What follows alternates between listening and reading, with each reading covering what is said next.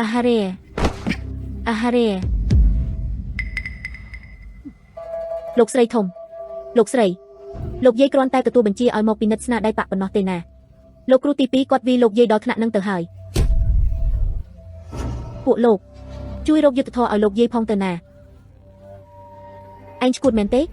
វាមកគាត់ជាមនុស្សចាស់ដែលនៅក្បែរលោកស្រីធំណាឯងហ៊ានវាគាត់បានមិនទៅមានមកធំអ្នកបម្រើចាស់ក្បត់ម្នាក់នេះវាហ៊ានបន្លំពាក្យលោកយាយនៅមានមុខមកធ្វើបាបភរិយាខ្ញុំទៀតខ្ញុំគ្រាន់តែចង់ដាស់តឿនគេបន្តិចតើមានអីខុសទៅអាហែងក្មេងនេះពិតជាឥឡូវលែងធ្វើតាមផែនការយើងទៀតហើយវិធីសង្សឹកផ្សេងដែលបានគិតទុកពីមុនឥឡូវលែងមានប្រយោជន៍អីទៀតហើយចង់រកឱកាសធ្វើបាបយើងតែរកមិនឃើញសោះលោកយាយខ្ញុំបម្រើចាស់ល្ងងនេះហើយហ៊ានបន្លំជាពាក្យរបស់លោកយាយហើយនៅមានមុខមកធ្វើបាបភរិយាខ្ញុំទៀត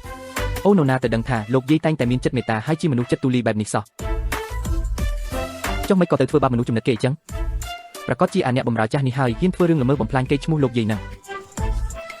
ដូច្នេះចៅនឹងជួយលោកយាយប្រដៅវាឲ្យដឹងខ្លួនចៅប្រសាតើពិតមែនឬជំរាបលោកយាយពាក្យស្វាមីនិយាយគឺពិតទាំងអស់មីងលីនិយាយពាក្យមិនសមរម្យច្រើនណាស់ថែមទាំងនិយាយថាស្នាដៃប៉របស់ចៅប្រសាគឺអន់ជាងក្មេងបម្រើក្នុងផ្ទះទៀតមីងលីរឿងនេះពិតមែនទេខ្ញុំបម្រើគ្រាន់តែនិយាយការពិតទេណាល្អមែនកញ្ជះក៏នៅតែជាកញ្ជះដដែលអ្នកណាហ៊ានបំពានលោកស្រីក្មេងបែបនេះខ្ញុំ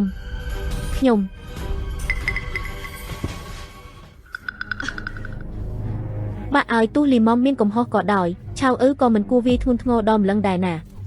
បើរឿងនេះលេចឮទៅក្រៅគេនឹងនិយាយថាផ្ទះមេតបយើងអត់មានវិន័យទេវិន័យម្ដាយមីងគេបណ្ដោយឲ្យចាស់ម្នាក់ហ្នឹងអញជាទីសេហ៊ានមករំលោភកូនស្រីផ្ទះរាជការដែលជាបងថ្លៃរបស់ផ្ទះយើងនឹងហោះថ្ងៃនេះខ្ញុំនឹងដកហូតរូបគំនូរទាំង6នេះហើយលីងឈីងយ៉ាវគឺជាប្រពន្ធរបស់ខ្ញុំណាបើហ៊ានតែមករំខាននាងទៀតវាមិនមែនជាការដាក់ទណ្ឌកម្មងារប៉ុណ្ណឹងទេបើមិនជឿអញ្ចឹងយើងអាចសាកល្បងបាន